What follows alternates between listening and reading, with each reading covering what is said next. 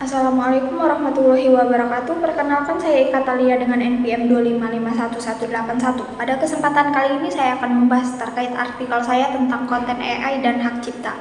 Perkembangan teknologi kecerdasan buatan atau AI kini semakin pesat dan telah merambah ke berbagai bidang kehidupan, termasuk dalam penciptaan karya seni, sastra, musik, hingga konten digital. Namun, kemajuan ini memunculkan pertanyaan penting di bidang hukum, khususnya terkait hak cipta. Apakah karya yang dihasilkan oleh kecerdasan buatan dapat dilindungi oleh hukum hak cipta di Indonesia? Berdasarkan artikel yang saya susun, kita akan tahu bahwasannya sistem hukum hak cipta di Indonesia hingga saat ini masih berorientasi pada manusia sebagai pencipta karya.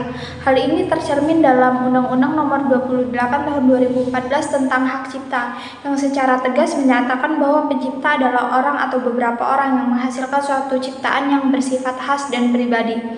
Dalam prakteknya, kecerdasan buatan kini mampu menghasilkan karya secara otomatis dengan campur tangan manusia yang sangat minim. Kondisi inilah yang menimbulkan ketidakpastian hukum karena Undang-Undang Hak Cipta sendiri belum mengatur secara resmi mengenai status hukum karya yang sepenuhnya dihasilkan oleh AI.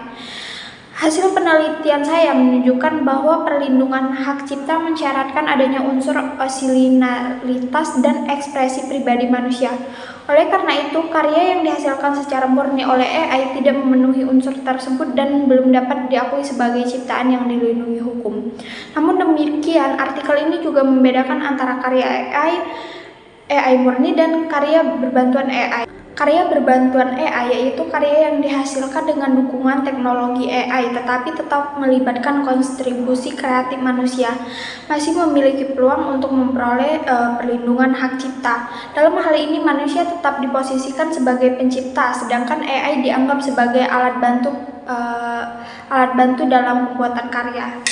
Permasalahan lain yang turut disoroti dalam penggunaan karya berhak cipta sebagai data pelatihan AI, apabila penggunaan tersebut dilakukan tanpa izin dan untuk tujuan komersial, maka hal ini berpotensi melanggar hak ekonomi pencipta sebagaimana diatur dalam undang-undang. Berdasarkan kajian tersebut, dapat disimpulkan bahwa hukum hak cipta di Indonesia belum sepenuhnya siap menghadapi tantangan perkembangan teknologi kecerdasan buatan.